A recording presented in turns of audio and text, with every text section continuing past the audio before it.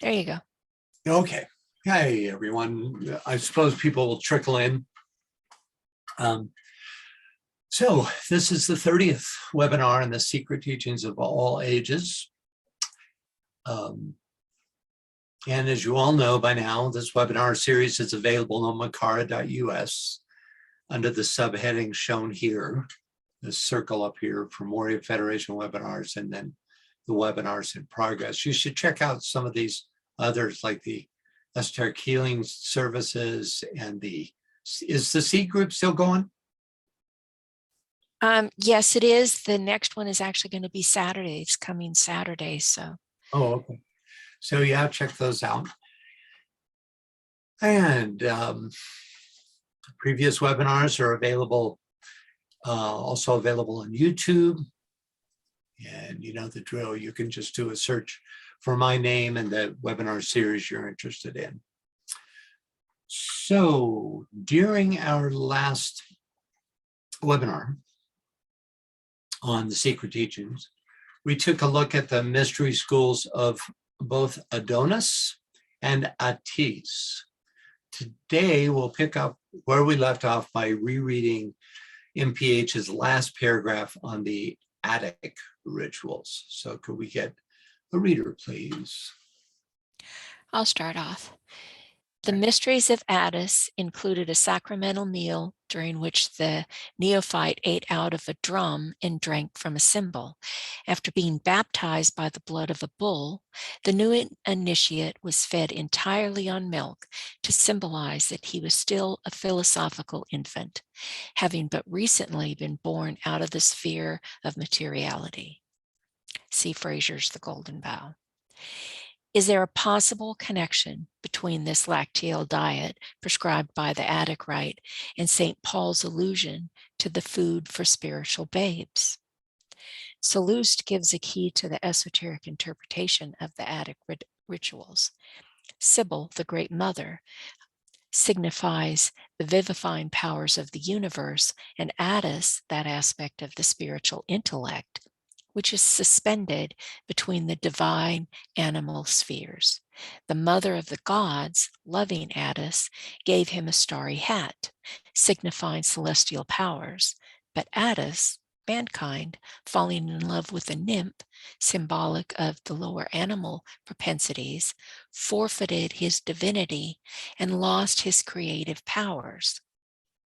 It is thus evident that Attis represents the human consciousness and that his mysteries are concerned with the reattainment of the starry hat. Thank you, Neil. So last time we, first of all, any thoughts or questions about this? Last time we talked about milk in the ancient times, that it was considered just only food for the very young, and that they were in Egypt. They even gave a name called the milk name, which was, and then that name was changed once they moved on from drinking milk. We don't know much more than that, but so we covered that last time. Let's take a look at Thomas Taylor's translation of Seleus's writings on the Attic Mysteries, which are described here. Could we get a reader, please? Lynn, can you read that, please? It is said that the mother of the gods, perceiving Attis by the river of Gallus, became in love with him, and having placed on him a starry hat, lived afterwards with him in intimate familiarity. But Attis, falling in love with a nymph, deserted the mother of the gods and entered into association with the nymph. Through this, the mother of the gods caused Attis to become insane, who, cutting off his genital parts, left them with the nymph, and then returning again to his pristine connection with the goddess. The mother of the gods then is the vivic goddess, and on this account is called mother. But Attis is the demiurgus of natures, conversant with generation and corruption, and hence his is said to be found by the river Gallus. For Gallus denotes the galaxy or milky circle, from which a passive body descends to the earth, but since primary gods, perfect such as they are secondary, the mother of the gods, falling in love with Attis, imparts to him celestial powers. For this is the meaning of the starry hat. But Attis loves a nymph, and nymphs preside over generation, for everything in generation flows. But because it is necessary that the flowing nature of generation should be stopped, lest something worse than things that last should be produced, in order to accomplish this, the demiurges of generable and corruptible natures sending prolific powers into the realms of generation is again conjoined with the gods. Thank you, Lynn. Okay, I find the phrase primary gods, perfect such as are secondary, especially thought-provoking. Basically, that's the relationship between the higher and the lower, right? So the primary gods, whatever they may be, the energy that's sent forth from them is embodied in such a way that is able to perfect the quote unquote secondary, right? Which is, for instance, humanity. Yeah, Thomas Taylor is, even though sometimes you have to read his work a couple of times in order to get it, because he was, at the cusp of the 18th and 19th century. So his style is somewhat archaic. He has the deepest insight that I found on the Egyptian mysteries. So it's definitely the go-to translator. Okay. As a final tribute to the rites of Attis, let's take a closer look at the accoutrement of the priest. This is a priest, not a priestess, right? That's being depicted here. The priest of Sybil. Now, why are they dressed like this? It's part of that idea of emasculation, the idea of transcending gender. And so their method of demonstrating that transcendence was to dress as a woman. So here we have the marble relief depicting a Gallus. That was the names of the followers of Attis, or priest of the goddess Sybil, Magna Mater, along with several objects associated with the cult. You might remember from last time that these were the ones who would go into these great frenzies, and they would go march through the woods and using these various accoutrements, they would celebrate. And then at the base of some specific tree, some of them would literally emasculate themselves in order to be more like Attis. Now, this is to me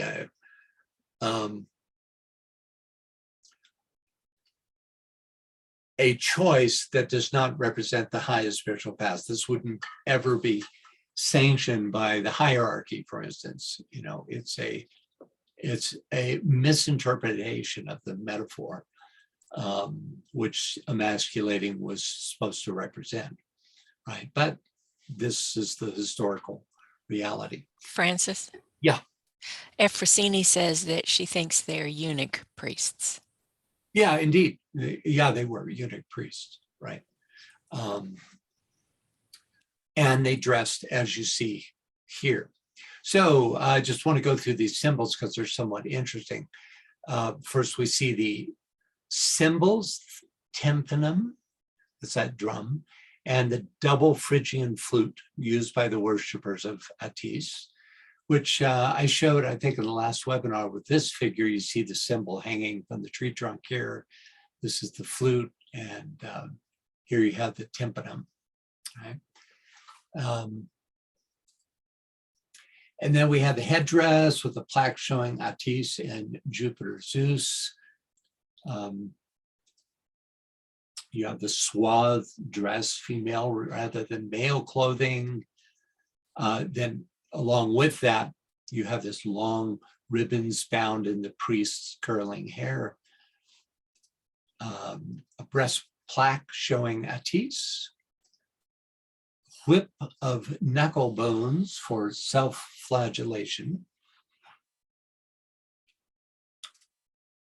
a box holding cult objects, and a bowl of fruit containing almonds used for offerings. And I got all this information from this illustration that can be found in the Religions of Rome. But what wasn't described there was this object, which I find curious. Kind of reminds me of the wand in the first arcanum of the Tarot. You see the magician holding this type of double-ended wand, except for in that these are flames instead of these Zeus-like figures. But from one point of view, that's the same idea. But it's not described in the book just cited. If anybody has any brilliant ideas as to what that might mean, it just seems to be stuck on here, right? Yeah, it'd be interesting to know more about that. Okay, next, MPH briefly considers the Sebesian Mysteries, which paid particular reverence to the serpent. Could we get a reader for this, please? Gary, can you read that for us, please? The rites of Sebesius were very similar to those of Bacchus, and it is generally believed that the two deities are identical. Bacchus was born at Sebesius or Sabaoth, and these names are frequently assigned to him. The Sebesian Mysteries were performed at night, and the ritual included the drawing of a live snake across the breast of the candidate. Clement of Alexandria writes, "The token of the Sebesian Mysteries to the initiated is the deity gliding over the breast. A golden serpent was the symbol of Sebesius because this deity represented the annual renovation of the world by the solar power. The Jews borrowed the name from Sabaoth from these mysteries and adopted it as one of the appellations of their supreme god. During the time the Sebesian Mysteries were celebrated in Rome, the cult gained many votaries and later influenced the symbolism of Christianity." Thanks, Carrie. Any thoughts or questions about this paragraph? This is the only paragraph. He just wrote this one short paragraph on the Sebesian Mysteries. According to Albert Pike, the word Sebesius comes from Saba Zeus, an Oriental name, strangely enough, for the same deity, who most historians believe was Bacchus. Next, and that's probably why he only gives us this one paragraph, is because it's so similar. There's so much interrelation between these different gods. They were concurrent, and you have Adonis and Attis and Sebesius and Bacchus all intertwined with some differences, but many similarities. Okay, so next was Bacchus was born at Sebesius or Sabaoth, and these names are frequently assigned to him. Here's a map of ancient Phrygia, which was in the middle of modern day Turkey. That's where this religion, this spiritual mystery school was practiced.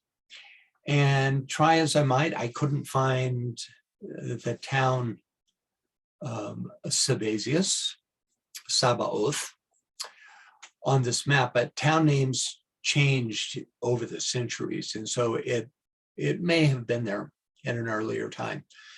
There was a Dionysopolis, which had a temple dedicated to Cybele, a small temple, especially when compared to the temple of Cybele in nearby Ephesus, which was one of the wonders of the ancient world. Next, the Sebesian Mysteries were performed at night, and the ritual included the drawing of a live snake across the breast of the candidate. Clement of Alexandria writes, "The token of the Sebesian Mysteries to the initiated is the deity gliding over the breast."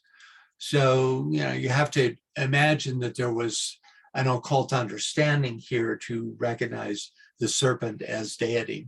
It's the Phohatic energy of deity. Albert Pike gives us further insight into these ideas. Can we get a reader, please? Scott, can you read that for us, please?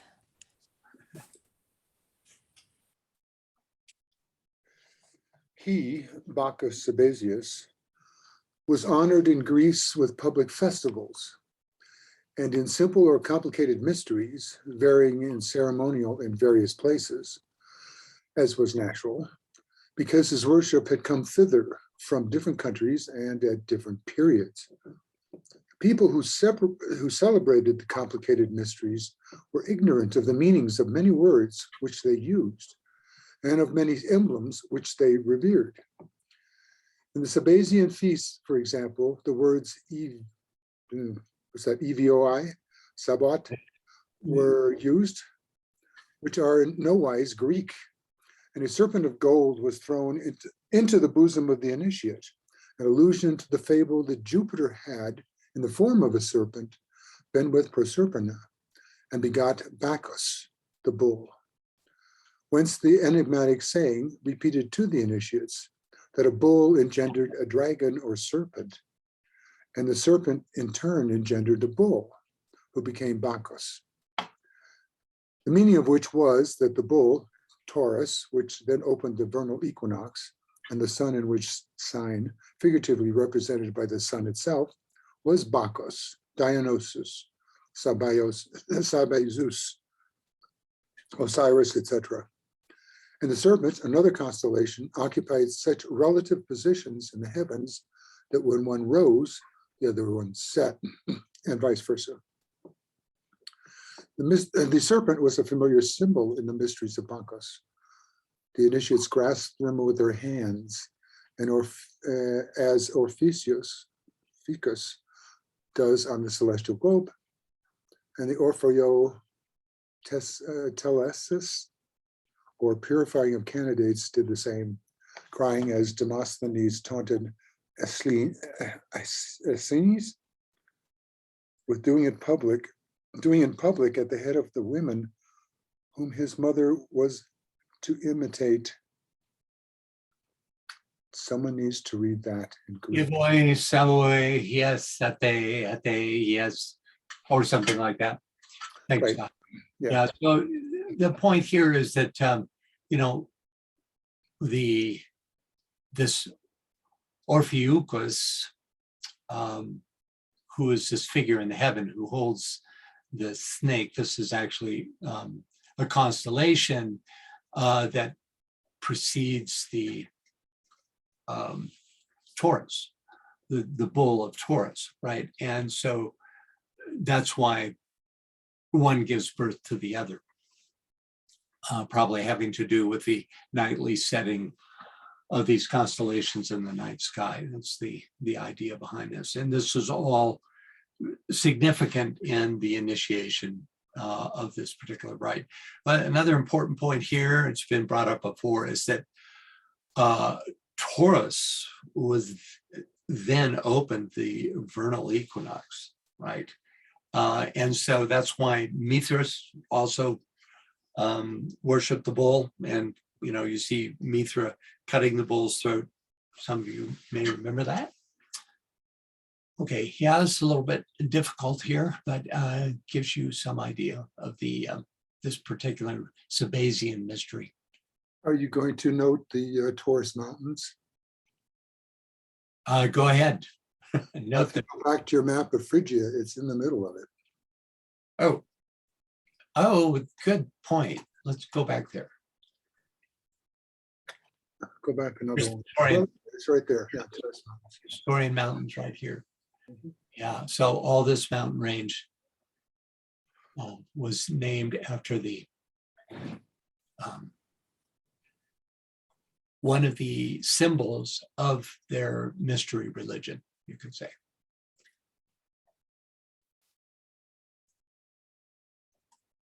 All very much connected with the spring and vernal equinox. You know, not unlike Christianity is.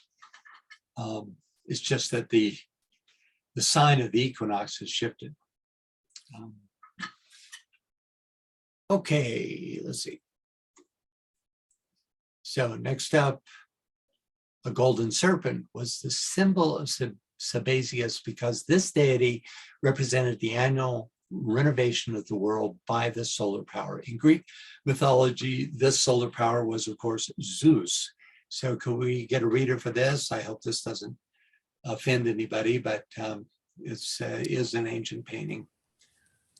Yvonne, can you read that, please? Yes, one of the scenes in the mysteries of Attis Sebasius, and perhaps of those of Eleusis also seems to have shown the seduction by Zeus in serpent form of his virgin daughter Persephone, and the birth therefrom of the savior Dionysus, who was but his father reborn. This story of the fecundation of the earth goddess by a higher power in serpent shape seems to have been present in all the religions of Western Asia and was therefore extremely likely to be caught hold of by an early form of Gnosticism. Any thoughts about this? You know, it's the same myth told over and over, which you have the deific potency that mates, quote unquote, with the form aspect. That is to say, Fohat in theosophical speech, Fohat binds spirit and matter. And then you have, that's the metaphor for that, is this seduction scene, right? And then you have born from those primal forms, those primal deities, the incarnation, capital I, in the form of an avatar or a logos, you know, in this case, Dionysus, who is then the personification of the father aspect now reborn. So that's what, and that's every mystery school that we studied had some form of this basic myth. Okay, any thoughts or questions about this? Next, the Jews borrowed the name Sabaoth from these mysteries and adopted it as one of the appellations of their supreme God. In fact, according to Joseph Campbell, the Jews created their own Sebesian cult, in which the name of their God was changed from Jehovah to Theos Hypsistos, meaning God the highest.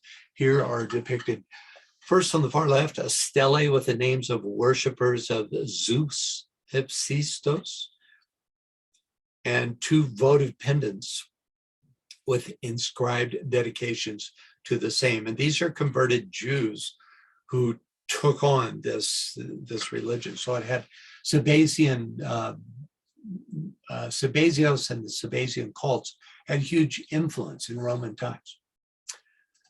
And finally, we have, during the time that the Sebesian mysteries were celebrated in Rome, the cult gained many votaries and later influenced the symbolism of Christianity. And among these votaries was the just mentioned Jewish cult. In Roman depictions, Sebesius is almost always shown on horseback as a nomadic horseman god wielding his staff of power. Also exclusive to Roman Sebesians was the use of small votive hands, which were attached to wooden poles and carried in processions. Dozens of these mudra-like hands survive. Here are two out of many available images of Sebesius, both rich with metaphorical imagery. Notice the hand on a pole between the solar and lunar deities atop this frieze here. Sorry, the resolution isn't that good, but you can see this type of hand shown here between the lunar and the solar deity. Francis? Yeah. Carrie wants to know, in that earlier picture, who was it that was spying on Zeus? Oh, here. Yeah, I don't know. This one, you're probably looking at this guy, right? Is that what he's referring to? Yeah, but it's quite complex, that particular part. Yeah. Yeah, I don't know who this figure is. There was no information. This, of course, is a symbol of Zeus, the eagle. And it's hard to even read what this thing is. Anybody have any? A pheasant, maybe? Martha says that she saw that figure as observing humanity. Painting was done during the Renaissance. Yeah. She says, just a thought.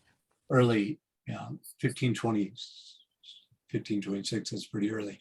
And all these strange arrow-like, probably representing lightning, but it's in the shape of the four directions, which is interesting. Yeah, and then this thing is like almost touching his eyeball. It's quite odd. And he seems to be like opening, this might be a patron, because they did that a lot in the Renaissance. I'm just realizing this, because he's opened the door onto the scene or a window and is looking in. It may be the patron who commissioned this piece. Just a guess. Yeah. Scott says thunder and lightning. And then Martha says artists put themselves in the paintings at the time. Yes, a patron to Romano. Yeah, patrons and the artists themselves sometimes. This is an awfully prominent position. It's like more inserted into the subject matter than was usually found. Usually you'd have like the scene, and then down in some corner you would have, the patron in the crowd or something like that. But anyway, that's my best guess, Carrie. I just thought it might be the first paparazzi. The very first. There the it is. very first. Yeah, indeed. Thanks, Carrie. Okay. So where are we here?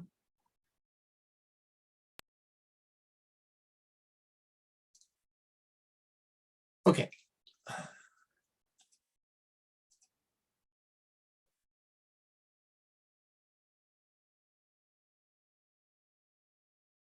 We did that, did that, did that, did that. That's where we are. Okay, so MPH devotes most of the remaining section of this myth and the dying gods to the Khabiric mysteries of Samatharis, and for good reason, as these were the oldest and most occult of all the Greek mysteries. So let's get a reader to start us off with this section. Okay, I'm going to say Anne Veronica, but first Ephrosyne says maybe it's Hades, the husband of Persephone, peering there at the door. Oh, yeah, I suppose that's possible. I would go with the patron myself. I think that's the most likely. All right, can we get a reader? The Khabiric mysteries of Samatharis were renowned among the ancient, being next to the Licinian in public esteem. Herodotus declares that the Samathrasians received the doctrines, especially those concerning Mercury, from the Pelasgians. Little is known concerning the Khabiric rituals, for they were enshrouded in the profoundest secrecy. Some regard the Khabiri as 7 in number and refer to them as the 7 spirits of fire before the throne of Saturn. Others believe the Khabiri to be the 7 sacred wanderers, later called the planets. Any thoughts about this? Questions? Albert Pike addresses MPH's statement on the esteem of the Samathrasian Mysteries. Could we get a reader, please? This, by the way, is the great remains of the what was called the Sanctuary of the Gods on Samatharis, which would have been the center of the mystery school. Vivian, can you read that for us, please? The little island of Samutharas was long the depository of certain august mysteries, and many went thither from all parts of Greece to be initiated. It was said to have been settled by the ancient Pelasgi, early Asiatic colonists in Greece. The gods adored in the mysteries of this island were termed Khabiri, an Oriental word from Kabar, great. Varro calls the gods of Samothrace potent gods. In Arabic, Venus is called Kabar. Varro says that the great deities whose mysteries were practiced there were heaven and earth. These were but symbols of the active and passive powers or principles of universal generation. The two twins, Castor and Pollux, or the Dioscuri, were also called the gods of Samothrace. The Scholiast of Apollonius, citing Manassas, gives the names of Ceres, Proserpine, Pluto, and Mercury as the four Khabiric divinities worshipped at Samothrace as Axieros, Axiocersa, Axiocersus, and Casmilus. Mercury was there as everywhere, the minister and messenger of the gods, and the young servitors of the altars and the children employed in the temples were called Mercuries or Casmili, as they were in Tuscany by the Etrusci and Pelasgi, who worshipped the great gods. Thank you. Okay, any thoughts about this? Any questions?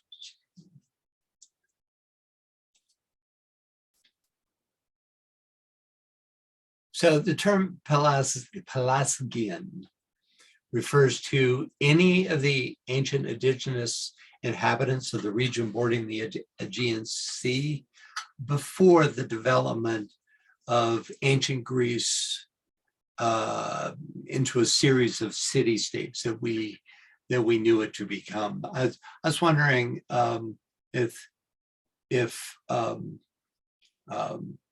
either of our Efrosyni would like to comment on this concept of the Pelasgians and the ancient Greeks.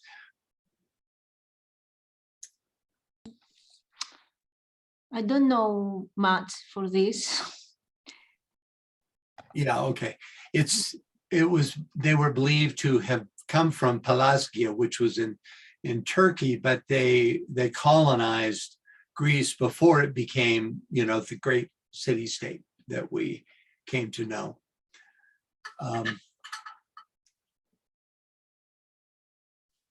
So next, some regard the Khabiri as 7 in number. These are the same 7 spirits from the one creative logos that appear in ancient cultures around the globe. Again, from Pike and Gerald Massey. Could we get a reader? Was that a hand that went up? I'm sorry if it, oh, yeah. Yeah, go ahead, Yvonne. Yes, on that last slide, Francis, Yeah. I see White Sea there. Does that have anything to do where the White Island was? Where all the initiates went, I guess, before the deluge, or there's a White Island that was Shambhala at one time, maybe the first Shambhala? Well, it's an interesting thought, and not to my knowledge that there was no island in this area that was considered particularly sacred. Yeah, I thought the White Island was in the middle of Asia anywhere. Yeah, exactly. Yeah, so this says White Sea. I just wondered if there was any connection.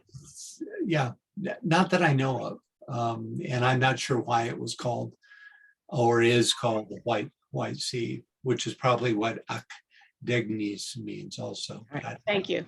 Yeah, sorry. Okay, so next. You needed a reader. Martha, can you read that for us, please? Yes, yes. The seven, then, who are grouped about the North Pole in the Egyptian ritual, have to be conceived as the seven timekeepers of seven constellations that made their revolution once a year as the Khabiri, Hogatis, Rishis, companions, giants, or others in the arc of the sphere. These seven had various types in heaven and on earth, the natural genesis. At Babylon were the seven stages of Bersippa, a pyramid of seven stories, and at Ekbatana, seven concentric enclosures, each of a different color. Thebes also had seven gates, and the same number is repeated again and again in the account of the flood. The Sephiroth, or emanations, 10 in number, 3 in one class, 7 in the other, repeat the mystic numbers of Pythagoras. 7 Amshaspans, or planetary spirits, were invoked with Ormuzd. 7 inferior rishis of Hindustan were saved with the head of their family in an ark, and 7 ancient personages alone returned with the British just man who from the dale of the grievous waters.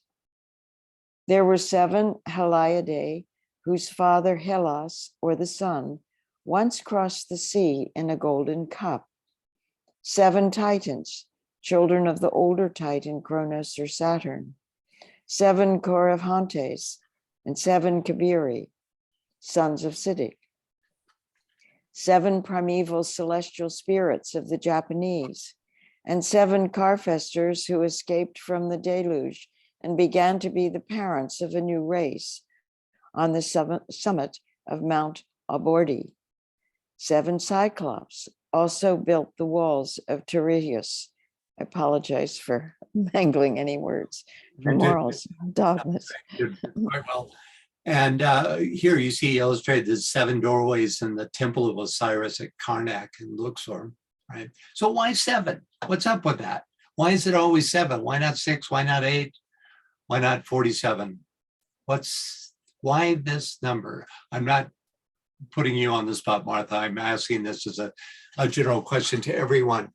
Now, we've talked about the answer to this over and over for now probably over a year. If it's so often what you need is the context of previous discussions, but there is a very definite reason why you have 7 recurring as it does here. Anybody able to give me a clue on this? Any thoughts? 7 planes, 7 rays, 7 solar systems. Well, all the 7s that we have. Even 7 solar systems, right? So yeah, that's more iterations, which is useful. Why? What's up with that? With this? Well, these are doorways to them. Well, there's some clue in these 7 doorways, very much like the 7 subplanes of a plane or the 7 planes of a larger plane.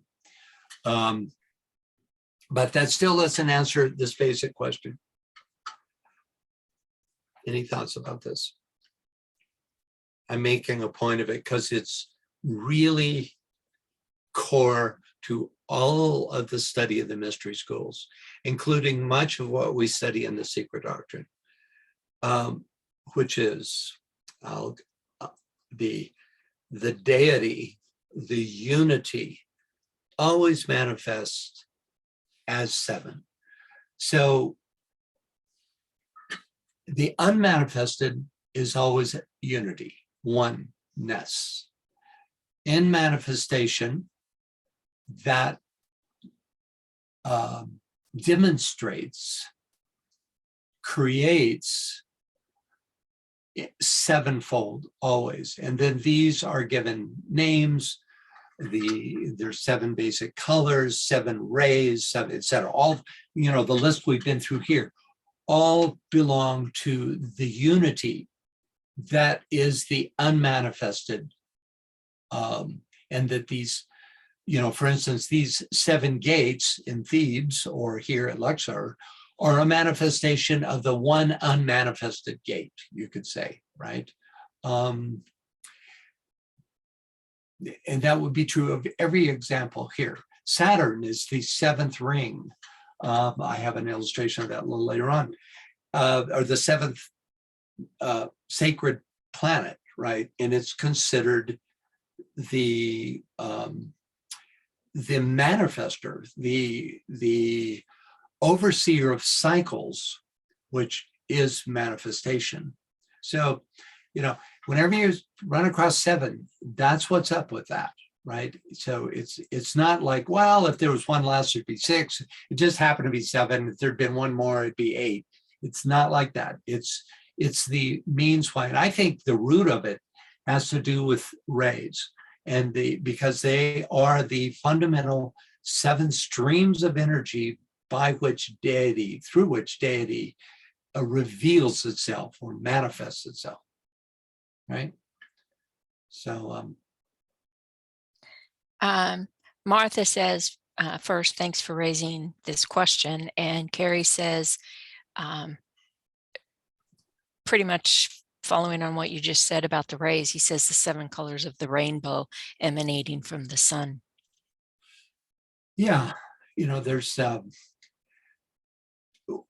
what is the unified principle of the 7 colors? It's white light, which you could just call light, and then the source of that light, which is the one akin to the 3rd logos, right? Is darkness, which would be would be deity before there is a singularity, before it manifests as God, So it's just beingness, the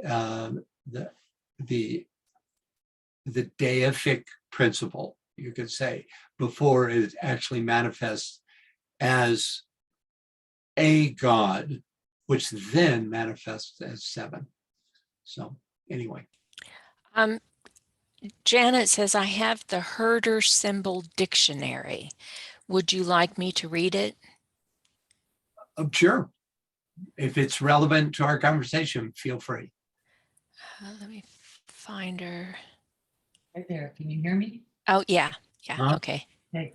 When I think of 7, I just wanted to make this comment from esoteric healing, and it's also back to the rays where the first 3 emanate the other 4 as you go through.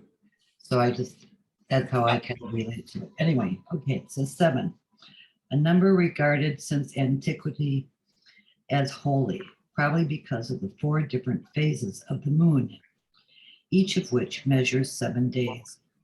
7 is a number of completion and fullness. It unites the sky symbolism of 3 with the terrestrial sea earth symbolism of 4. Buddhism speaks of 7 different heavens. The Chinese see the 7 stars of the Great Bear in connection with the 7 bodily openings and the 7 openings of the human heart. In antiquity, there were 7 known planets, including the sun and the moon, sea metals, which were understood as the divine invisible expression of cosmic order. For the Babylonians, there were also the evil 7, a group of 7 demons usually appearing together. In Greece, the number 7 played an important role. 7 was sacred to Apollo and others. There were 7 or 3 Hesperides, the 7 gates of Thebes, the 7 sons of Helios. the 7 sons and 7 daughters, and the Olbi, the 7 wise men, and the 7 against thieves. There were 7 wonders of the world, a collection of the most magnificent architectural structures and works of art of antiquity. In Judaism, 7 is a especially distinguished number, the 7-armed candlestick. In the Bible, the number 7 occurs many times in both positive and a negative sense, but always as an expression of totality. There it is. The 7 tribes, the book with 7 seals, the 7 heavens in which the angelic hosts dwell, 7 years in Solomon built the temple. Did you want me to stop? Yeah, that's enough. There's just a little bit left. Yeah, no, and that's useful. And unless you find that the rest that you have is something, you know, the statement you said, you know, that there's 7 recurs often in the Bible, but it's always an expression of unity. You know, that's the key to all of this, you know, because otherwise it's just like, why, you know, why 7? You know, it's a sacred number. So what, you know, but when you realize that, when you see it as, if you're a theosophist and you're familiar with the concept of the rays, to me, this is the easiest way to look at it, that you have 7 streams of energy that are subjective in nature, right? And when they demonstrate in the form world, they do so along their 7 lines. And that's depending on what, you know, you're considering. You know, all these examples that you gave and all the examples that are here, you have this demonstration, right? So it's an important key. That's why I hammered it a little bit. But thanks for reading. I found that really useful and a good addition to what we just read here. We have another comment from Anne Veronica. She says, so after 7, a new cycle starts. 1 opens the cycle and 7 brings closure. Yeah, it's interesting because if you go to 8, what does 8 represent? Okay, another clue. What does it represent in music? The octave. What is the octave? You're back to 1. It's the first of the 7 at a higher turn of the spiral. So it's really just the same 7, but now demonstrating on a higher octave, you know, and you could take that literally in music and figuratively, you know, for instance, in our cosmos, right? So, and you have this 7 repetitions going on everywhere. 7 times 7 times 7 is the formula for the demonstration of a scheme, a planetary scheme, right? Demonstrates through, you know, 7 chains and 7 globes, right? In 7 rounds. So you find it everywhere, but it's always the outer demonstration of a unified principle. That's the thing to hold on to. I see Carrie's hand. Carrie's right. Go ahead, Carrie. I noticed that in the picture, the 7 doors have actually got 7 segments each. They actually have 7 what? Segments? Segments. I'm kidding. They're in different places as well. They're relative to the height of the door. So it's sort of like 7 subdivisions. Yeah, which is, you know, again, that's what you find. It's the same thing. So it's really demonstrating an awareness of that principle here. You know, I mean, it's just fascinating to see this, you know, this doorway, to me anyway. Thanks, Carrie. Yeah. Okay, moving right along. So this.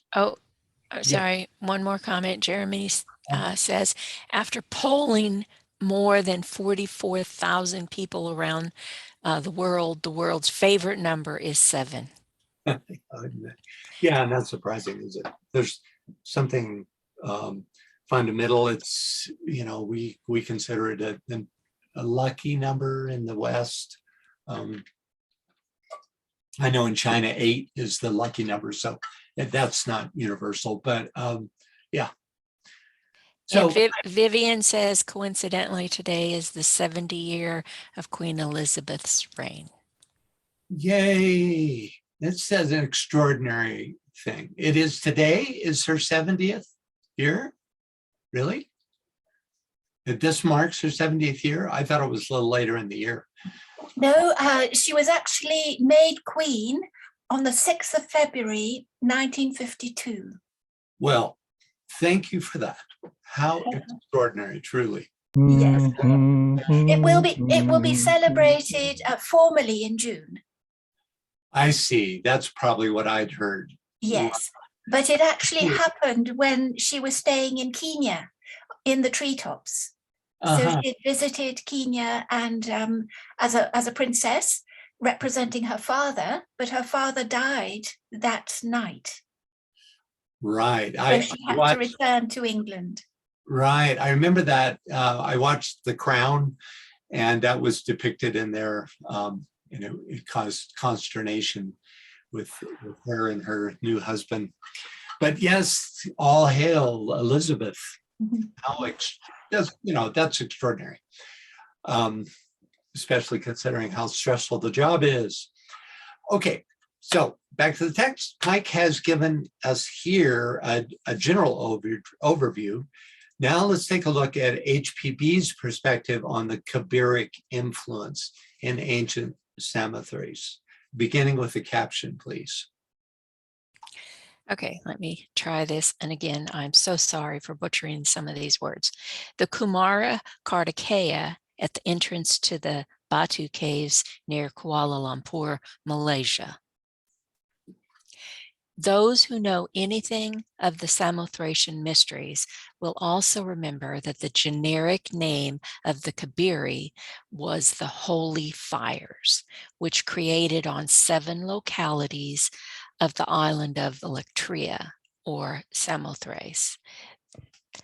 The Khabir born of the holy Lemnos, the island sacred to Vulcan.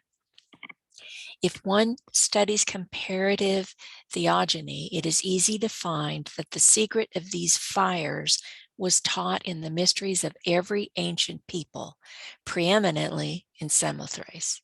There is not the smallest doubt that the Khabiri, the most arcane of all the ancient deities, gods and men, great deities and titans, are identical with the Kumaras and Rudras, headed by Kartikeya, a Kumara also.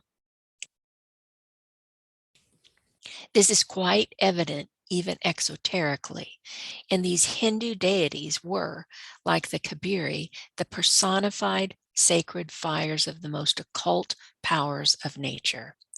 The several branches of the Aryan race, the Asiatic and the European, the Hindu and the Greek, did their best to conceal their true nature, if not their importance.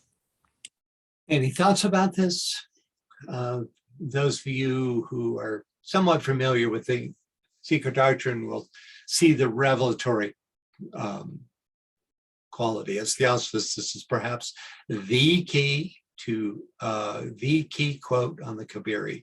There is not the smallest doubt that the Khabiri, the most arcane of all the ancient deities, gods and men, great deities and titans, are identical with the Kumaras and Rudras headed by Kartikeya, a Kumara also. Well, the reason it's significant for Theosophists is because we know that there are the Kumaras rule at Shambhala, and that the Lord of the World, Sanat Kumara, is part of this group, suggesting that these Samathrasians actually were directly aware of these Kumaras. I mean, you know, she says there's not the smallest doubt, right?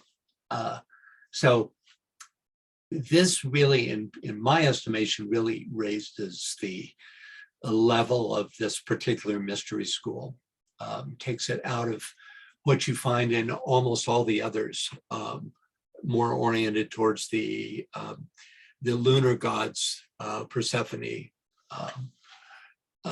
attempting to achieve solar status through identification with a solar deity such as Apollo. So anyway. Francis, yes. Yeah. Efrosini says the first priests of the mysteries and the first inhabitants of Samutharas were called the Seoi, those who save, saviors. In Greek, saving means doing something whole again. Holy marriage. Moving towards the unity of the spirit principle. Thank you for that. That's interesting. Okay, next, some regard the Khabiri as 7 in number and refer to them as the 7 spirits of fire before the throne of Saturn. We've talked a lot about the 7. Saturn was Kronos, time, father of the gods and planets, and represented the last of the 7 gates of ascension in the Greek mysteries. In Orpheus, G.R.S. Mead, the author, calls Saturn the paternal monad. Could we get a reader for this excerpt from the Natural Genesis and Joe Campbell's The Mask of the Gods? Lynn, can you read that for us, please? The god of Amos is he that buildeth his stories, ascensions or spheres in the heaven. These ended with the 7th, the stairway of Saturn, as the steps of his throne. They constituted the creation completed by the superior Hebdomad of the Gnostics, called the holy Hebdomad of the 7 planets. The inferior Hebdomad with their mother were then superseded by the superior Hebdomad. In all the religions of the age, the zodiac had come to represent the bounding, ever-revolving sphere of time-space causality, within which the unbounded spirit operates, unmoved yet moving in all. The orbits of the 7 visible spheres, Moon, Mercury, Venus, Sun, Mars, Jupiter, and Saturn, were conceived as so many envelopes around the earth, through which the soul had descended when coming to be born. The individual had derived from each a specific temporal spatial quality, which on the one hand contributed to his character, but on the other was a limitation. Hence, the 7 stages of initiation were to facilitate passages of the spirit, one by one, beyond the 7 limitations, culminating in a realization of the unqualified state, the masks of the gods. Okay, thank you, Lynn. Thoughts or questions about this?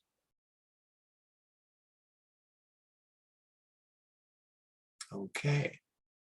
Hebdomad just means 7-fold, by the way.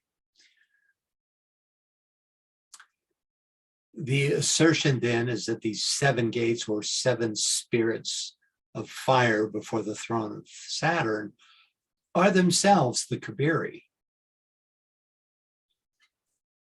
They're energetic matrices that facilitate movement into Godhead.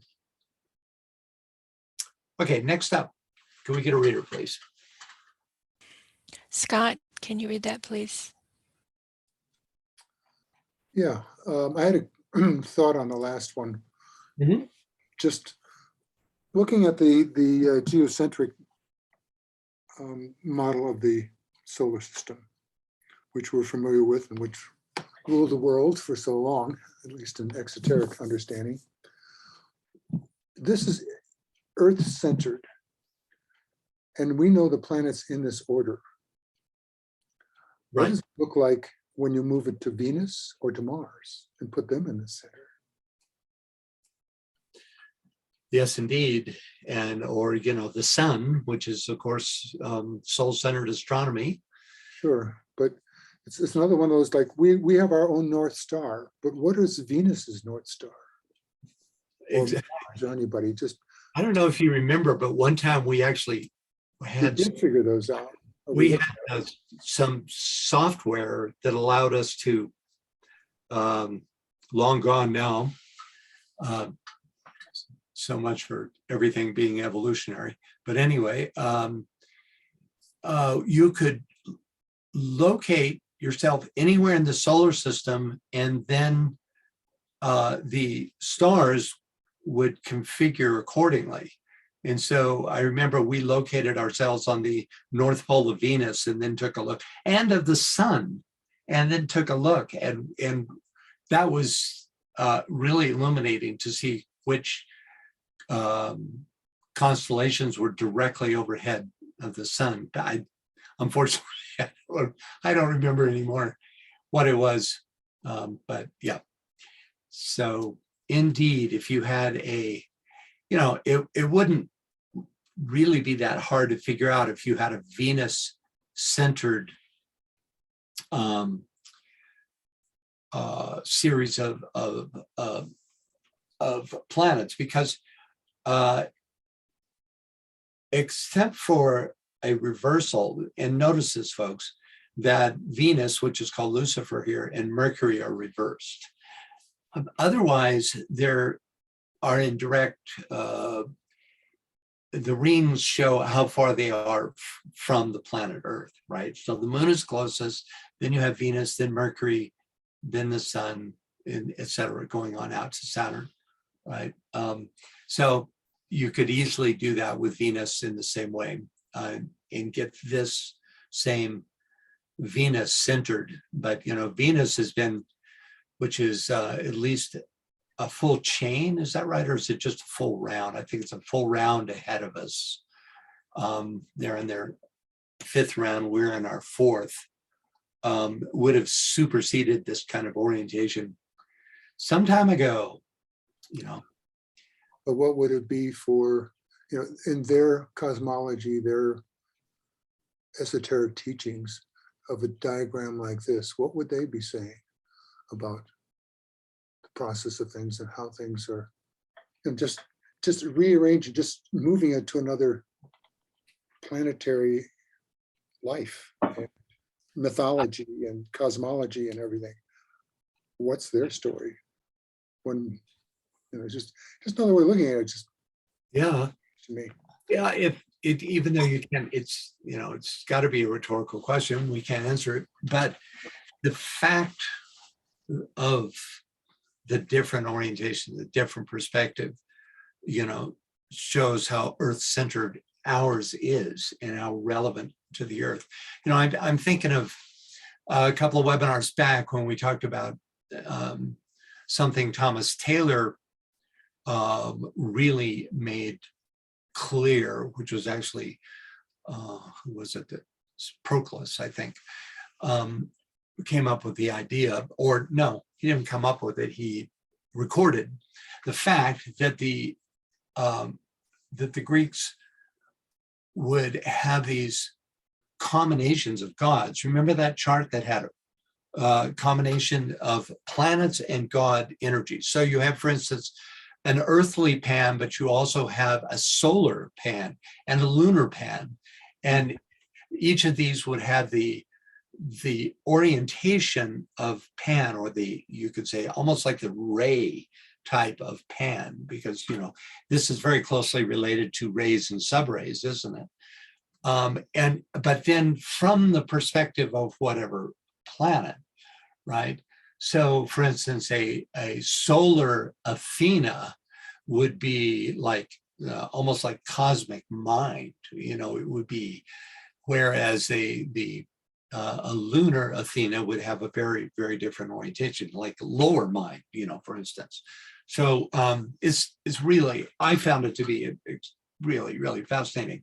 And that's as close as we've gotten to, you know, expanding our perspective.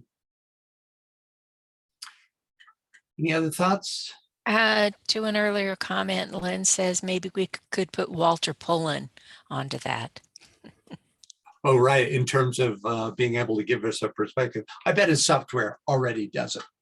I bet you could move your perspective to another place in the solar system. That might be a really good place to start. I think isn't this software free?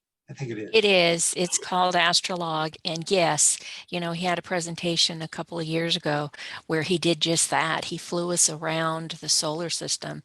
And we think of the asterisms, the star constellations and whatnot. And of course, you move perspective and they all change. And I thought it was amazing that from a different point of view, the seven sisters of the Pleiades were all lined up, reminded me of an Anticorana. Yeah, it's like a little bit of an insight into the possible mythology of wherever you place that perspective point. Yeah, interesting stuff. You can't get any hard and fast answers with this kind of speculation, but it's really provocative. Okay, let's see here. We just did that. Okay. We need a reader, please. I think this is where we were.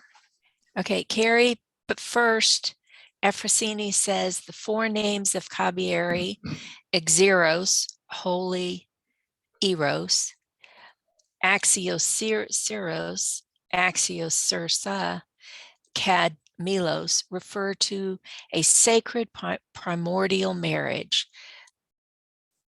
Oh, well. Hieros Gamos, of a divine bride; Axiocursa, meaning worthy daughter, and a divine groom; Axiocursos, and that all human marriages are imitation of this marriage. According to the Greek view, marriage was the culmination of an initiation. Sure. Marriage ultimately is soul union, at least initially. And then you have further marriages as you move first to the monad, and with each initiation, the bridegroom, because you're always the bride. Sorry, guys, you are the bride. When you're upwardly mobile spiritually, then your marriage partner is going to be the higher spiritual form of the groom. Thank you for that. That's really useful. Especially because that doesn't, we're going to be talking a lot about these four, but that particular mythology didn't come up in my research. So I appreciate that. Thanks, Ephrosyne. Okay, a reader, please. Yes. While a vast number of deities are associated with the Samathrasian mysteries, the ritualistic drama centers around four brothers. The first three, Askieros, Achiochersus, and Achiochersa, attack and murder the fourth, Kashmala or Carmilus.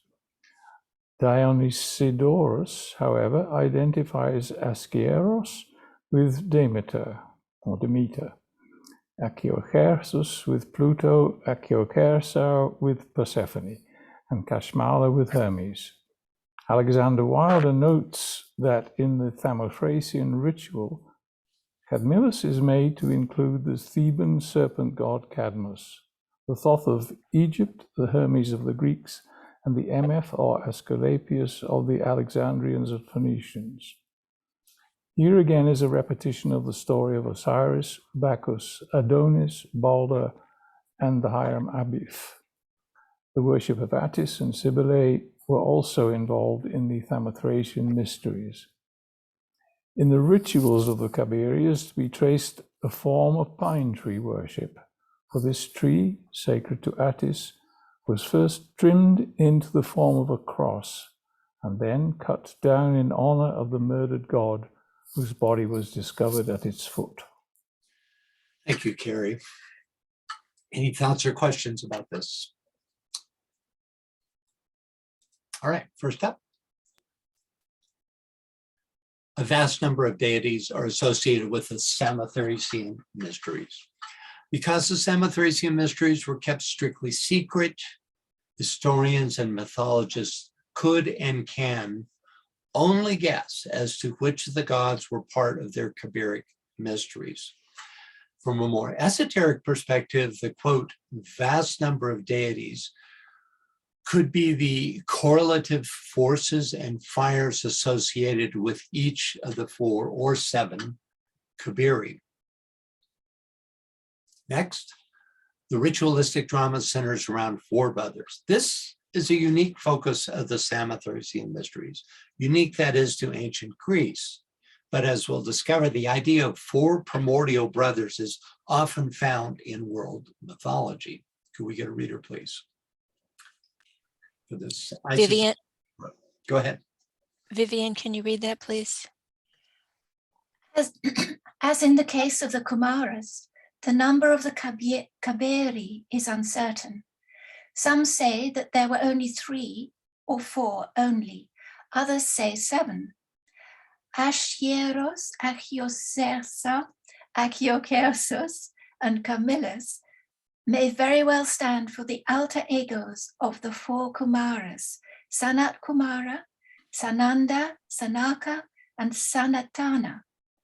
The former deities, whose reputed father was Vulcan, were often confounded with the Dioscuri and Corybantes. The Khabiri were also Assyrian gods. They had different names. In the common language, they were known as Jupiter and Bacchus. They had other names in the sacred language, known but to the hierophants and priests, and it was not lawful to mention them. How is it then that we find them reproduced in their Samothrasian postures on the walls of Nagkon Wat, Angkor Wat? How is it again that we find them pronounced in that same sacred language by the populations of Siam, Tibet, and India? So I poured through all the bas-reliefs of Angkor Wat that I could find, and there's a few. And this was the this particular one is the one that struck me as possibly being what HPB was referring to. Okay, the 4 Khabiri are also found in Egypt and Assyria. Could we get a reader for this, please? And including the inscription here. Yvonne, can you read that, please? Yes. Inscription for the gods written on back of wall slab, the palace of Sargon II, Khorsabad. So that's Assyria, just so you know. Thank you. In Egyptian, is that Kai? Yeah, sure. Kai or Ku is a spirit, a ruler. Moreover, the Kai or Ku are the 4 supports of the heaven at the 4 corners, who are therefore identical to the 4 Xu of the Mayas. But the Ku is an earlier Khabiri as a lord of the angle or corner, and the 4 Kheb are the 4 representative genii of the 4 quarters and of the sarcophagus of the great bear, the coffin of Osiris. These are the 4 Assyrian Kubur, which are stationed facing the 4 celestial regions, as mentioned in the inscription of Khorsabad. Thank you. For those of you who have also been attending the Secret Doctrine webinar series, this passage references the 4 Maharajas that we recently studied, right? Kubur, for instance, here just means Kabir. It's another word for it. Gerald Massey tells us that the idea of 4 brothers representing the 4 cardinal points is found in the Algonquin, the Yucatec, the Mayan, the Maori, and even Chinese mythology. Could we get a reader for this passage, which references the Quiche? Martha, can you read that for us, please? Go. According to the Quiche myth, the 4 genii were in existence before the creation of the sun. The circle of the 7 stars was thus succeeded by the chart of the 4 quarters, 4 gods, or 4 constellations. Following this earlier world came the creation of 4 perfect men, the 3 Balams and Mahukutam. A god was assigned to each of the 4. Tohil, the god of fire, Avalix and Hakavits, together with the 4th deity given to Ikibalam.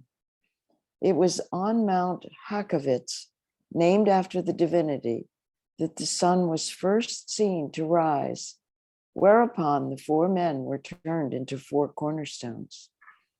The transformation and the appointment of the 4 gods or men changed into stones by the sun for watch and worship simply denote the making of the 4 cardinal points of the solstices and the equinoxes by means of the 4 great stars or constellations that first served as indicators in the earliest zodiac of 4 signs from the natural Genesis. Thank you, Martha. So the 4 brothers could be the rulers of the cardinal points, who are also called Khabiri. We know that that it was the Khabiric, that they're called the Khabiric Mysteries, and we know that the Samatharisians called their mystery school a Khabiric mystery school.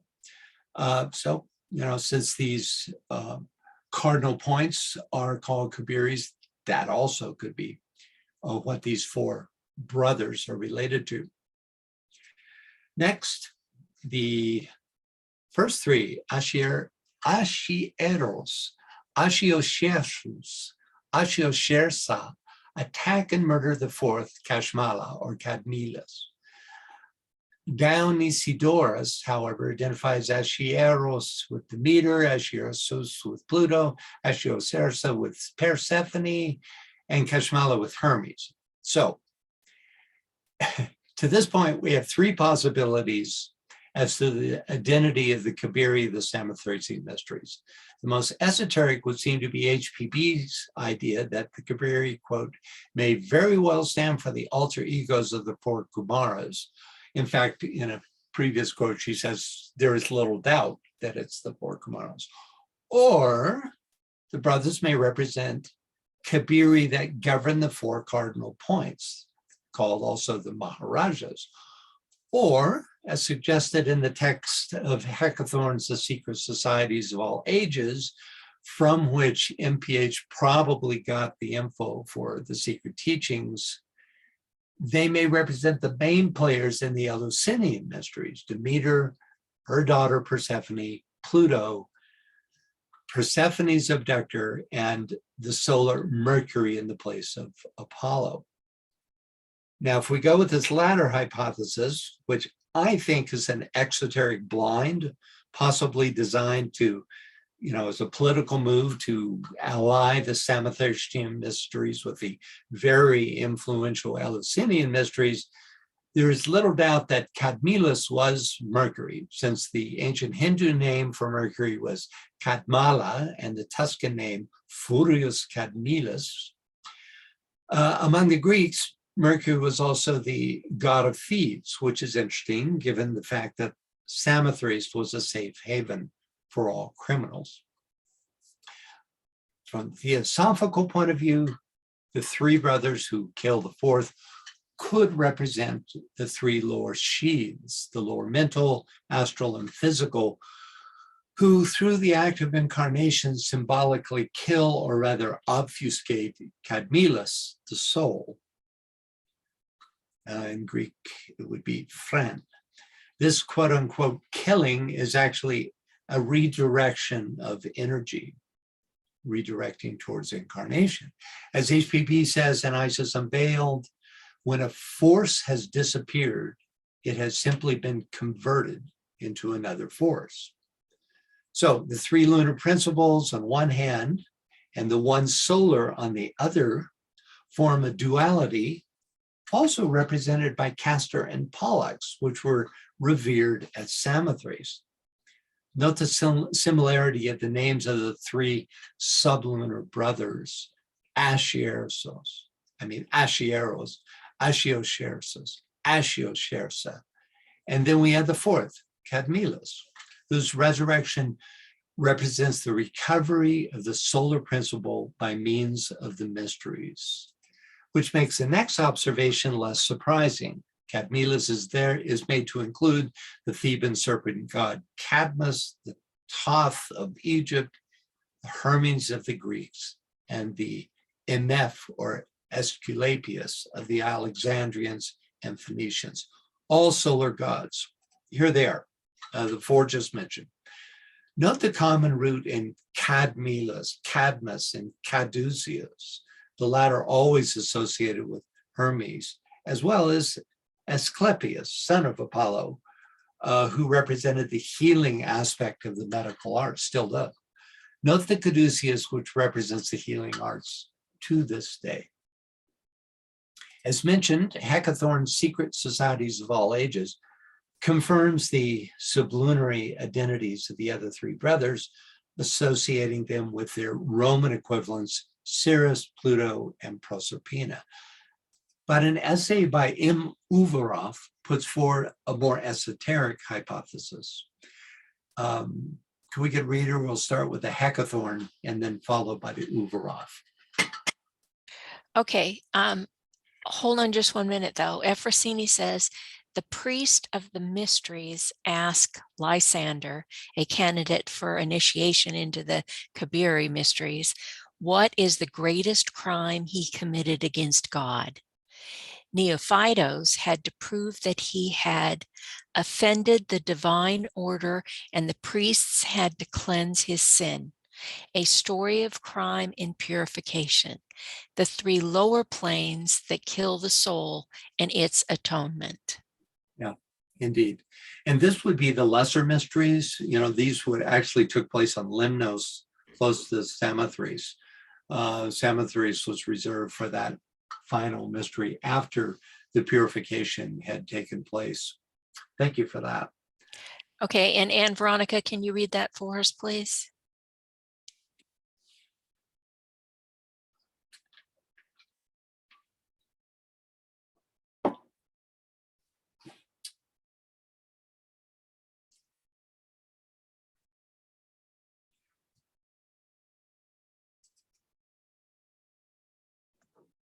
Hello, can you hear me?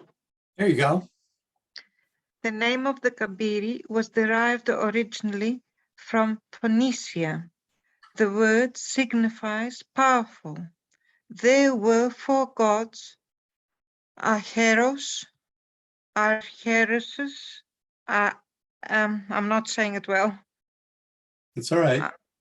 Ahiosersa and Hashmala, answering to the Ceres, Pluto, Persephone, and Camillus of the Greeks. The last was slain by his three brothers, who carried away with them the reproductive organs, and this allegorical murder was celebrated in the secret rites. Camillus is the same as Osiris, Adonis, and others, all subject to the same mutilation, all symbolizing the sun's loss of generative power during winter. The chief place for the celebration of these mysteries were the islands of Samutharas and Lemnos. The priests were called Corybantes. There is much perplexity connected with these subjects, since beside what is mentioned above, the mysteries are also said to have been instituted in honor of Attis, the son of Kiveli. Secret societies of all ages. The Khabiric priests in Samutharas were four. The scholiast, who has made a study of Apollonius Rhodius, has named them Acherios, Archerseros, Archeosera, and Casmilus. The scholiast also terms them Ceres, Persephone, Hades, and Mercury. Doubtless, he meant to mark the correspondence with these deities at ellipses, but the Pelasgian founders of the mysteries in Samatharis had no names for the gods according to Herodotus, who expressed himself as a polytheist, and where no distinction of names obtained, the unity of the deity was perhaps acknowledged.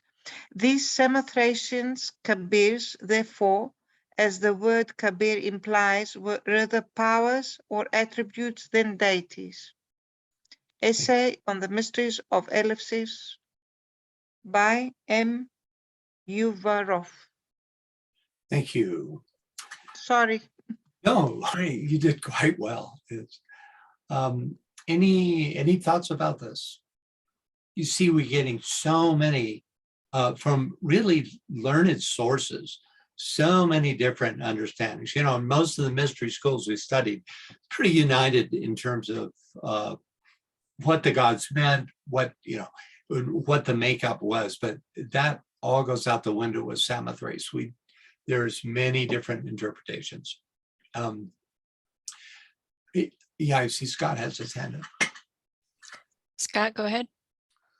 Yeah, this sheds some light, a new way of looking at the Masonic mysteries too. And we're getting there very, very soon, because that's a big part of this. A whole new way of looking at it for me. Yeah. It's very interesting. Yeah, hold on. I think you're going to be, it's a very provocative connection. And we're going to be getting there very shortly. So we'll see. So one way to reconcile some of these different interpretations, and which allows for the myth to unfold as usually described, which is more along the Hecathorn way, right? Is to view the four brothers as priests who hold the names of the divinities they represent, rather than them being the divinities themselves. Could we get a reader for this? The rites of these highly venerated personages were carefully concealed from the vulgar eye. The authors, who occasionally mention them, seemed to shudder with superstitious dread at the thought of revealing their secrets to the profane. The scattered fragments of their history are full of apparent contradictions.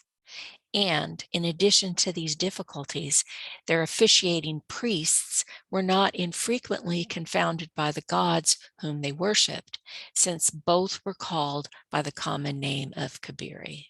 Yeah, confounded with the gods whom they worship. Yeah. Yeah. Yeah. So, any thoughts about this?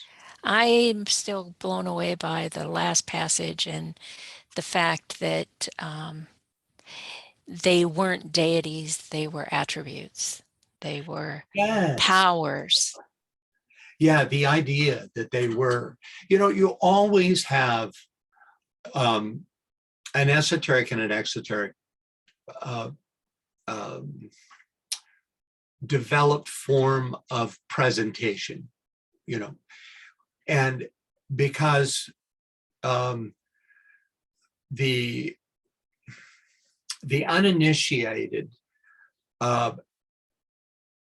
can relate to personages who embody potencies much more easily than those pure potencies themselves. And so you always have this duality, this division, right? Okay.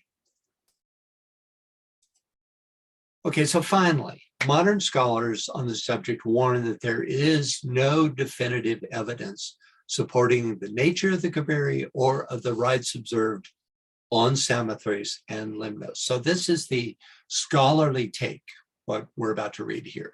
Can we get a reader, please? Scott, can you read that, please? More names to mispronounce. Well, right. These we're all in the same boat with that. So it seems. These Samathrasian gods resist easy identification.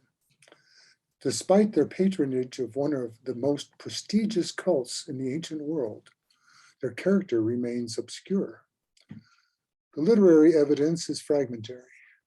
Khabiroi are daimones rather than Olympians, and their distinction from other divine groups, the Koretes, Korbantes, Dactylioi, and the Telkines, was not clear even for ancient authors. Indeed, it is in connection with Samutharis that Strabo claims these groups are essentially identical, and he attempted to resolve why it was that some said the gods were Koretes, others Korbantes, even Dactylioi or Telkines. None of the daimons, moreover, appear in inscriptions from the site itself. These refer only to the theoi megoloi, a euphemism which has occasioned two different hypotheses. Hemberg cited this lack of epigraphical evidence to claim that the gods of Samatharis were not Khabiroi at all. Okay, so everybody, wrestling around the concept of the form aspect, right? By the way, the theoi and megaloi just means great gods, as in sanctuary of the great gods, name of their main temple there. So next up, we have here again is a repetition of the story of Osiris, Bacchus, Adonis, Balder. Balder was the Christ of the Norse religion, the Udenic mysteries, and Hiram Abiff. The common thread in the myths of these solar heroes/gods is found in the fact that it is invariably material or sublunary forces that symbolically kill the solar god. This exoterically relates to the cycle of the seasons, right? In the winter, they die, and then the spring, they're reborn. But esoterically, it relates to the sacrifice of the soul or solar animating principle, which is resurrected through the mysteries. It's quite possible that at least one part of the ritual found in modern Freemasonry can be traced back to the Samatharisian mysteries as described by Heckathorn and MPH. Specifically, the similarity between Cadmilus's and Hiram Abiff's deaths. Hiram Abiff, is it Hiram or Hiram? I don't know. Abiff or, yeah. Hiram Abiff was and still is the central character of an allegory presented to all candidates during the third degree in Freemasonry. In the ritual reenactment, Hiram is presented as the chief architect of King Solomon's temple, who is then murdered inside this temple by 3 ruffians after they fail to obtain from him the master mason's secret passwords. By the way, for any masons present, I know there's at least one, all that I present here is readily available from multiple online sources. So you can't draw and quarter me just yet. So even though you just read Scott, I want you to read this because of your interest in this subject. Okay, we will not draw and quarter you. Thank you. Masons who form an elect family in the social order, who study and seek the true and the good, also have their traditions and allegories. They have the history of the death and resurrection of H.A. Hiram Abiff, the perfect workman, assassinated by 3 wicked fellows, notwithstanding the efforts of the 9 good FCs, fellow craftsmen, to save him. This legend, it is true, has been mutilated and made insignificant by often ridiculous by ignorant expounders of the Masonic mysteries, that's for sure. But all enlightened masters know that this perfect master is the genius of beneficence and truth, both in the physical and moral order. Thank you, Scott. So any thoughts or questions about this? All right, finally, in the rituals of the Khabiri, is to be traced to a form of pine tree worship. For this tree, sacred to Attis, remember Attis or Attis, was first trimmed into the form of a cross and then cut down in honor of the murdered god whose body was discovered at its foot. So that's the grisly history of the Christmas tree. We looked at tree worship when considering the rites of Attis and during a recent Secret Doctrine webinar. Let's reread just this highlighted passage, which is specifically relevant to the text. A reader, please. Lynn, can you read that, please? In the Phrygian Mysteries, a pine tree, a metaphor for the mother of the gods, was cut down every year, and the image of a youth was bound on the inside. This was the first day of the feast of Kubel. Sibyl, what means that pine es arnobios, which on certain days you bring into the sanctuary of the mother of the gods. This he identifies with the tree of the genetrix, beneath which the youth Attis laid hands upon himself, and which the mother consecrated in solace of her own wound. So it's a symbol of the genetrix, of the Great Mother. So, next time you gather around a Christmas tree, keep that in mind. Any thoughts or questions about this? This next segment is a quote from an early church father who opposed all the Greek mysteries in all their forms. Could we get a reader, please? Gary, can you read that for us, please? Okay. If you wish to inspect the orgies of the Corybantes, writes Clement, then know that, having killed their third brother, they covered the head of the dead body with a purple cloth, crowned it, and carrying it on the point of a spear, buried it under the roots of Olympus. These mysteries are, in short, murders and funerals. This ante-Nicene father, in his efforts to defame the pagan rites, apparently ignores the fact that, like the Khabirian martyr, Jesus Christ was foully betrayed, tortured, and finally murdered. And the priests of these rites, who are called kings of the sacred rites by those whose business it is to name them, give additional strangeness to the tragic occurrence by forbidding parsley with the roots from being placed on the table. For they think that parsley grew from the Corybantic blood that flowed forth, just as the women, in celebrating the Thesmophoria, abstain from eating the seeds of the pomegranate, which have fallen on the ground, from the idea that pomegranates sprang from the drops of the blood of Dionysus. Those Corybantes also they call Khabiric, and the ceremony itself they announce as the Khabiric mystery. Thank you, Carrie. So MPH here shows us that it is possible to learn something about these ceremonies, even from those who, like Clement of Alexandria, bitterly opposed the pagan mystery schools. Purple has always been reserved for royalty, and the burying under the roots of Olympus suggests a transmigration to the realm of deity. You may remember that a sword and crown were also used in the Mithraic mysteries. And here, MPH fights back. In both the Khabiric and Christian myths, the killing of the sun god represents the sacrifice of the solar principle for the salvation of the lunar principle, rather than, as suggested here, barbaric murder. The quote, Corybantic blood that flowed forth references the self-mutilation of those who followed the sun god Attis, especially Attis himself.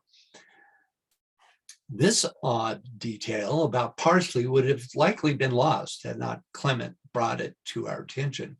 There's probably a hidden metaphor here that was known to the priests of Samatharis, just as Catholic priests know about the metaphor for Christ's blood in the wine of communion, and which took the form of pomegranate seeds in the Eleusinian mysteries. The Thesmorphia was a religious festival held in honor of the goddess Demeter and her daughter Persephone, that was only open to and practiced by women. Okay, Francis. Yeah. Yvonne's got her hand up, but before that, Ephrosyne says, but we have a reversal. Christ is crucified by the sin of the world, while Cadmilus, the child of mysteries, may be sacrificed from the higher planes to manifest in the lower. I think he's sacrificed by the lower three subplanes.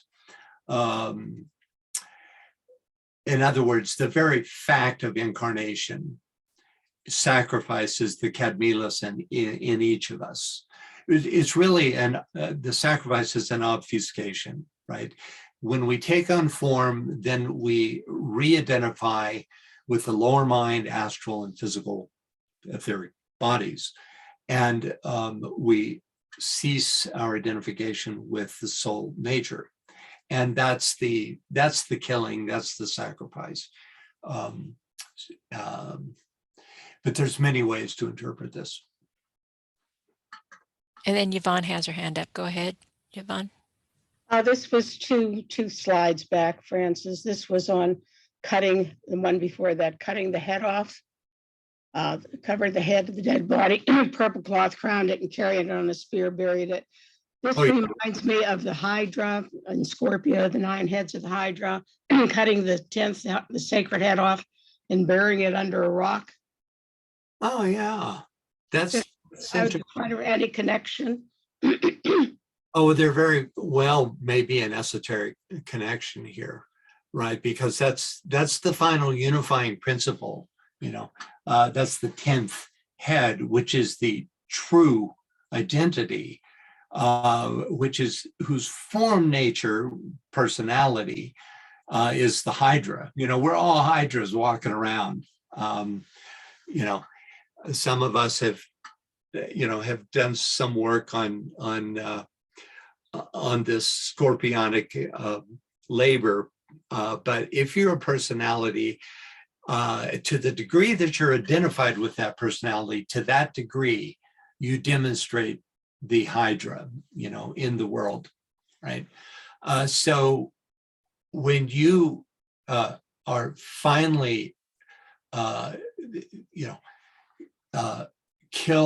cut off the 10th head and bury it under a rock, that's, again, the rock is a metaphor for a form nature that you have transcended. That's the other metaphor, which is in the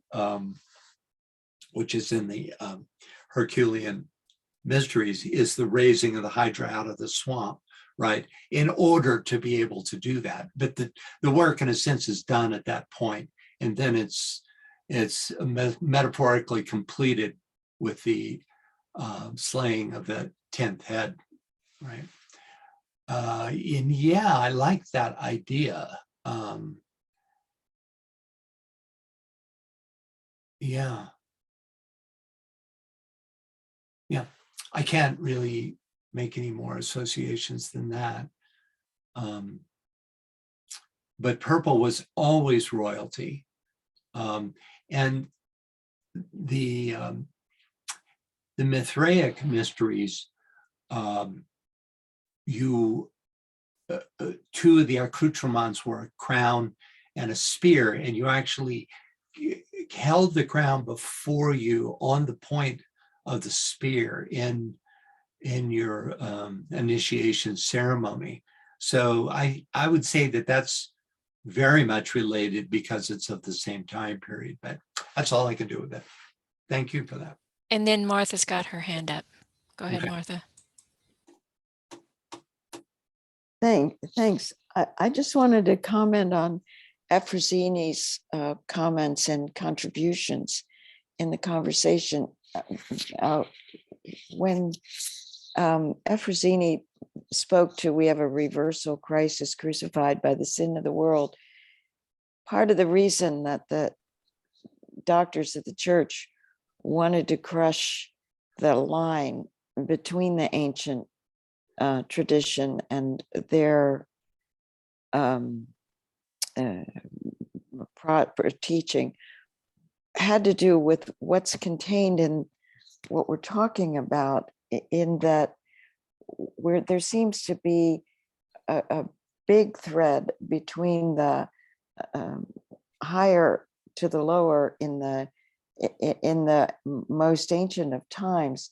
Christianity, in some respects, speaks to the lower to the higher, so that given the fact that there weren't so many abstract words in earlier languages, the point about Christ dying crucified by the sin of the world speaks to that attempt that Christianity, that Jesus' message was fundamentally that to get the Jews to connect with other traditions around them. He was maybe the first multi-faith practitioner, but that Efrosini's word struck me as really important in terms of the philosophical implications that lie behind the history of these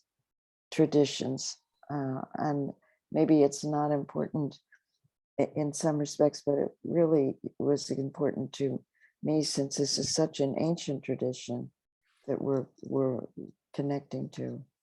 Yeah, it's a different arrangement of metaphors, right, that emphasize different occult reality. Very well said. Oh my God, exactly right. Thank you. And the only problem I have with the Christians, aside from the fact that they borrowed so much from so many, but that's even okay. It's their exclusivity, and really the torture of those who chose to believe otherwise. It's also the opposite of what was intended. That here in what you just said, the church is actually contradicting itself in terms of what Christ's purpose was. Absolutely, absolutely, yeah. I just sitting here, I've been looking at this painting. I thought while you spoke, we might as well look at a beautiful painting. And I noticed this figure who is playing a Phrygian flute, and it's clearly a male. And my guess is, since this is what is it? The theme of thesmophilia. Oh yeah, there it is. Thesmorphia. Come on. Thesmorphia. Yeah. Thesmophoria. Anyway, and which only included women, that he's probably a priest of Attis who has self-emasculated and is therefore allowed to walk with the women. It's just a guess, but it's very particular and very peculiar. Notice too the sacred bull, which would be the Taurian equinox and the celebration of that. And that's all we have time for. I have one question before that's all we have time for. Oh, is that Nike fixing her shoe, which she was so famous for, coming late to the defense of Athens because she had to fix her shoe? And is she having to fix her shoe so that we can actually see the bull and the other guys there in the That's it. Yeah. Just a little ending irreverence there. Right. Yeah. Well, thank you. We'll pick up next time. We'll finish this section on the dying gods, dying and resurrected God, really. And we'll be moving into Egypt and the source of the mysteries. I think we will anyway. Yeah, I think that's true. So thank you all. You want to give dates out? Yeah, the next one is going to be 6 March. It will be again at 8 p.m. It's just right before we change time again. So that's the next Stoa. The next secret doctrine is going to be in a couple of weeks on the 20th of February. All right. So Good. hope to see you all then. Okay, thanks you all. Bye-bye. Bye.